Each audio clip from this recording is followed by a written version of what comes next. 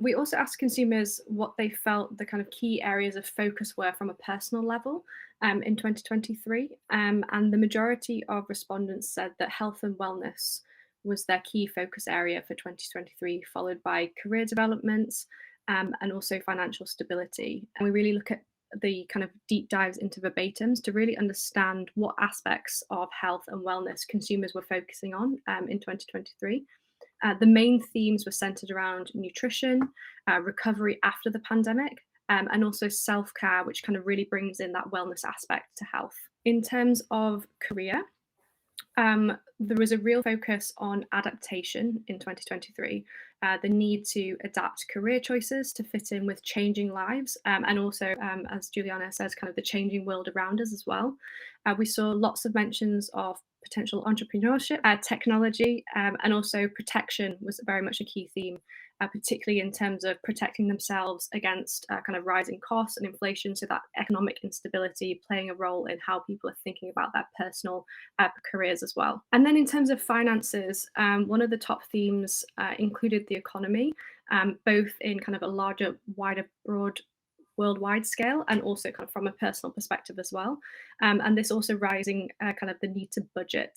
Consumers spoke about wanting to re-establish their finances, and there was a real strong desire to have kind of more financial independence in 2023. Um, so, Juliana, can you speak to how these key themes relate to your views about 2023? Yeah, sure. And I think that what you just mentioned, there are some of the macro forces and key themes that we are seeing globally that is impacting us directly. So the geopolitical context, the technology, the generational change, also the well-being and health. From my experience in FNCG, and that's my mental image of last year, is really also like consumer that are having a balancing act.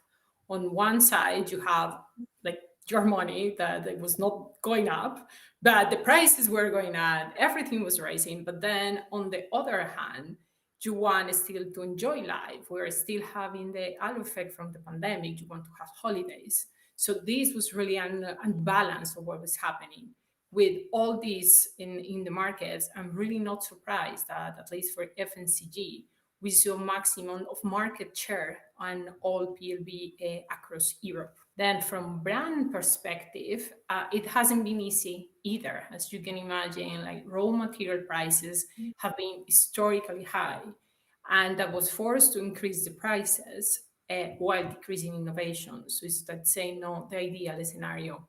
If I move to the B2B environment at Torque, we see basically the same. We have price management challenging because of the raw material, but additionally, we see that our customers, on top of the budget constraints, they also have they're struggling to recruit cleaning staff that started just right after the pandemic. Then in also like hygiene context that has been so important in the pandemic and is really important for our category in SCT. We see that there is high awareness of hygiene nowadays. However, the behaviors that we saw during the pandemic, they are like coming back to pre-pandemic times. And what we saw is basically people during the pandemic were doing more of the things that they used to do. So, for example, cleaning their hands.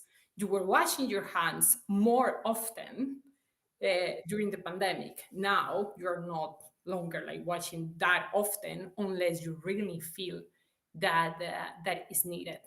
So it's we're changing times. We're stability. Let's just hope for more stability in the upcoming months and in 2024.